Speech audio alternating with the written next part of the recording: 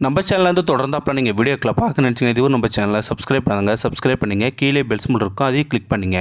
வாங்க வீடியோக்குள்ளே போகலாம். கோவிலின் முன்பு அமர்ந்திருந்த பிச்சைக்காரர்களுக்கு வேலு தன் மகனின் கையில் காசுகளை கொடுத்து அவர்களுக்கு இடுமாறு கூறினான். அதேபோல அந்த சிறுவன் எல்லோருடைய தட்டிலும் காசுகளை இட்டுவிட்டு அங்கிருந்து கிளம்புகின்ற போது ஒரு வயதான அம்மா முடியெல்லாம் சடைப்பிடித்து துணிகள் சற்று கிழிந்த நிலையில் படுத்திருந்தாள்.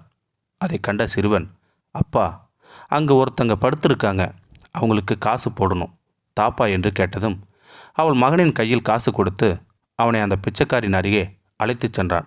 அந்த வயதான பிச்சைக்காரின் அருகே இருந்த தட்டில் காசு விழுந்த சத்தம் கேட்டதும் மெதுவாக கண் விழித்து பார்த்தாள். ஒரு சிறுவன் அவள் முன்பு நின்று பேசுவதை கண்டவள் சற்று கண்களை விழித்து மேலே பார்க்கிறாள். அப்போது வேலு அவனது மகனின் கையை பிடித்து, வா போகலாம் கண்ணே என்று கூட்டி செல்வதை கண்ட அந்த வயதான பிச்சைக்காரி சிரித்தாள். சிரித்துவிட்டு அந்த தட்டில் அந்த சிறுவனிட்ட காசை எடுத்து அவள் இடத்தில் பத்திரப்படுத்தினாள். வேலு அந்த கோவிலின் அருகே வீடு ஒன்றை விலைக்கு வாங்கி குடிபெயர்ந்தான். அப்போது புது வீட்டுக்கு குடிபெயர்ந்தவள் அந்த கோவிலின் வெளியே பிச்சை எடுப்பவர்களுக்கு கொண்டு போய் சாப்பாடு கொடுத்தான். எல்லோருக்கும் சாப்பாடு கொடுத்தான். கடைசியில் அந்த வயதான பிச்சைக்காரிக்கு கொடுக்க அவனிடம் சாப்பிட பார்சல் தீர்ந்து விட்டது. உடனே அவன் சட்டைப்பையில் இருந்த காசை எடுத்துக்கொண்டு அந்த பிச்சைக்காரின் தட்டில் இட்டான். இதை வைத்து சாப்பிடுங்கள், எல்லோருக்கும் சாப்பாடு பார்சல் கொண்டு வந்தேன், கடைசியில் உங்களுக்கு மட்டும் தர முடியாமல் போனது என்று கூறிவிட்டு அவன் சென்றான். கண் விழித்து பார்த்தபோது தட்டில் பார்த்தால் காசு கிடந்தது. அதை எடுத்து பத்திரப்படுத்தி கொண்டாள் அந்த வயதான பிச்சைக்காரி. பக்கத்தில் இருந்த மற்றொரு பிச்சைக்காரன், அம்மா, எனக்கு வேறு ஒருவர் சாப்பாடு தந்தார், இப்போது இவரும் தந்துவிட்டு போகின்றார், நீங்கள் இதை எடுத்துக்கொள்ளுங்கள் என்றதும் அதை வாங்கி பிரித்தாள் அந்த வயதான பிச்சைக்காரி. அவள் அதிலிருந்து ஒரு வாய் சோற்றை எடுத்து சாப்பிட்டதும் அவளின் கண்களிலிருந்து சொட்டு சொட்டாக கண்ணீர் அந்த சோற்றில் விழுந்ததை கண்ட அந்த பிச்சைக்காரன், என்னம்மா, காரமாக இருக்கின்றதா என்று தண்ணீர் கொடுத்தான் அந்த பிச்சைக்காரன். அதை வாங்கி குடித்தவள் ஒன்றும் கூறாது அப்படியே படுத்து கொண்டாள் அந்த வயதான பிச்சைக்காரி. அதே இடத்தில் அப்படியே நாட்கள் கடந்து ஒரு நாள் அவனது மனைவி அந்த கோவிலின் வெளியே இருந்த பிச்சைக்காரிகளுக்கு எல்லாரும் துணிகளை தானமாக கொடுத்து வந்தாள். அதில் ஒரு பிச்சைக்காரன், என்னம்மா, உங்கள் வீட்டில் விசேஷமா என்று கேட்டதும், இன்று என் பிறந்தநாள் என்றும் கூறியதும் அவர்கள் அவளை வாழ்த்தினர். கடைசியில் அந்த வயதான பிச்சைக்காரின் பக்கம் துணியை வைத்துவிட்டு சென்றாள் அந்த பெண். கண்களை விழித்து பார்த்தாள். அந்த வயதான பிச்சைக்காரி அவள் அருகே புதிய துணி இருப்பதை கண்டாள். பக்கத்தில் இருந்த பிச்சைக்காரனிடம், இது யார் கொடுத்துவிட்டு சென்றது என்று கேட்டதும், அன்று நமக்கு சாப்பாடு தந்தார் அல்லவா ஒருவர், அவரது மனைவின் என்றதும் சிரித்தாள் அந்த வயதான பிச்சைக்காரி. அவர்கள் இதோ நமக்கு எதிரி இருக்கின்ற வீட்டில்தான் குடிபெயர்ந்து வந்திருக்கின்றனர், வந்த நேரம் நிறைய உதவிகள் நமக்கு புரிகின்றனர் என்று கூறியதும் அந்த வயதான பிச்சைக்காரி சிரித்தாள். என்னம்மா, எது கூறினாலும் சிரித்து கொண்டே இருக்கின்றீர்கள் என்று கூறினான் அவன். ஒரு நாள் அந்த பிச்சைக்காரி ஒரு பேப்பரில் ஏதோ எழுதுவதை கண்ட அந்த பிச்சைக்காரன், என்னம்மா, நீங்கள் எழுத படிக்க தெரிந்த பிச்சைக்காரியா என்று கேட்டதும் சிரித்து கொண்டே, நிறைய வயதான பிச்சைக்காரர்களுக்கு எழுத படிக்க தெரியும் என்று சிரித்து கொண்டே கூறினாள் அந்த பிச்சைக்காரி. போங்கம்மா, உங்களிடம் எது கேட்டாலும் சிரித்து கொண்டே இருக்கிறீர்கள் என்றான் அவன். எனக்கு ஒரு உதவி புரிய முடியுமா என்று கேட்டாள் அந்த வயதான பிச்சைக்காரி. என்னம்மா, கூறுங்கள் என்றான். இந்த காகிதம் இந்த பையில்தான் இருக்கும், ஒரு வேளை நான் அப்படியே இறந்து விட்டால் நமக்கு சாப்பாடு தந்த அந்த நபரிடம் கொடுக்க முடியுமா என்று கேட்டதும், கண்டிப்பாக கொடுக்கிறேன் என்றான் அந்த பிச்சைக்காரன். அன்று நல்ல மழை. இரவு அவர்கள் எல்லோரும் அங்கு உள்ள கோவில் மண்டபத்தில் போய் படுத்து விட்டார்கள்.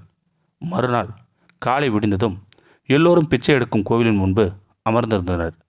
மதியம் வேலை ஆனதும் கையில் கிடைத்த சோற்றை கொண்டு அந்த அம்மாவுக்கு கொடுக்கலாம் என்று அந்த மண்டபத்திற்கு சென்றான். அம்மா, சாப்பிட சாப்பாடு கொண்டு வந்துள்ளேன், எலும்பி சாப்பிட்டு விட்டு படுங்கள் என்றான். அந்த வயதான அம்மாவிடம் இருந்து எந்த ஒரு சத்தமும் இல்லை. சரி அம்மா, நீங்கள் எழும்பிய பிறகு சாப்பிடுங்கள் என்று கூறிவிட்டு அங்கிருந்து சென்றான். இரவு ஆனது. அவன் மறுபடியும் வந்து பார்த்தபோது அவன் மதியம் சாப்பிட வேண்டி வைத்து சென்ற உணவு அப்படியே அந்த அம்மாவின் அருகே இருந்தது. அம்மா, அம்மா என்று தட்டினான். மூச்சு பேச்சு இல்லை. மூக்கில் கை வைத்து பார்த்தான். சுவாசம் இல்லை. இறந்து விட்டதை அறிந்ததும் கண்ணீர் விட்டான் அந்த பிச்சைக்காரன். அந்த வயதான அம்மா அவனிடம் கூறிய கடிதம் நினைவுக்கு வந்தது. அந்த பையை அப்படியே எடுத்து அவன் அருகே வைத்து கொண்டான். விடியற் காலை விடிந்ததும் அந்த பிச்சைக்காரன் வேலுவின் வீட்டில் கதவை தட்டினான்.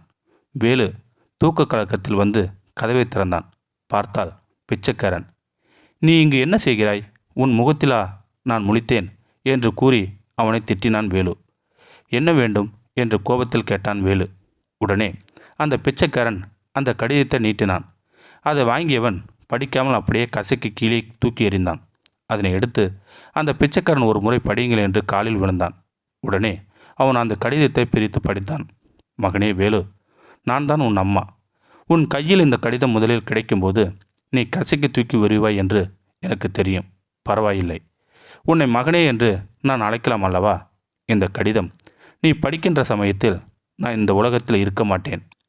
எனக்கு ஒரே ஒரு ஆசை, என்னை கொண்டு சுடுகாட்டில் இட்டு எனக்கு கொல்லி மட்டும் வைத்து விடு.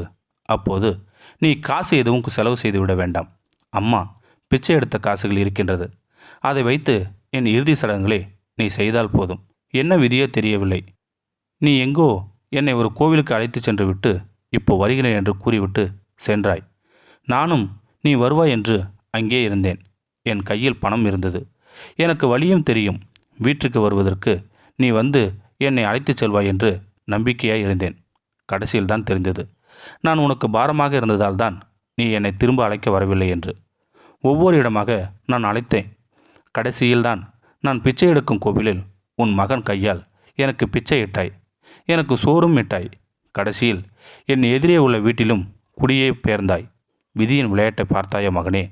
உன் மகன் எனக்கு இட்ட பிச்சை காசில் அரிசி வாங்கி உன் மகன் கையால் எனக்கு கடைசி வாய்க்கரிசி போட்டுவிட்டு உன் மனைவி எனக்கு தானமாக தந்த துணி இருக்கின்றது, அதை எனக்கு உடுத்திவிடு. என் இறுதி நாளில் நீ எனக்கு சாப்பிட தந்த காசை எடுத்து என்னை கொல்லி போட எடுத்துக்கொள் மகனே.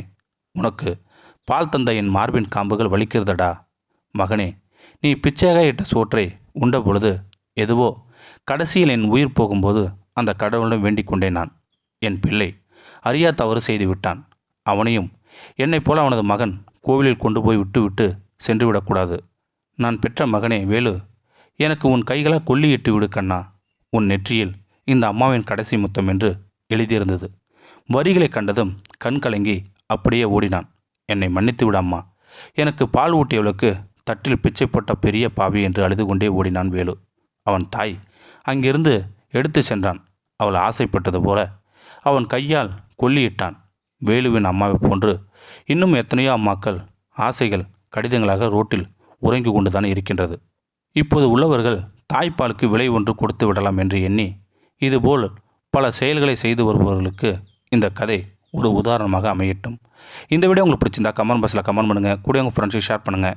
இதுவரை நம்ம சேனலை சப்ஸ்கிரைப் பண்ணுங்க. சப்ஸ்கிரைப் பண்ணிங்க. கீழே பெல் சிம்பல் இருக்கும், அதையும் கிளிக் பண்ணிங்க. தேங்க்யூ ஃபார் வாட்சிங்.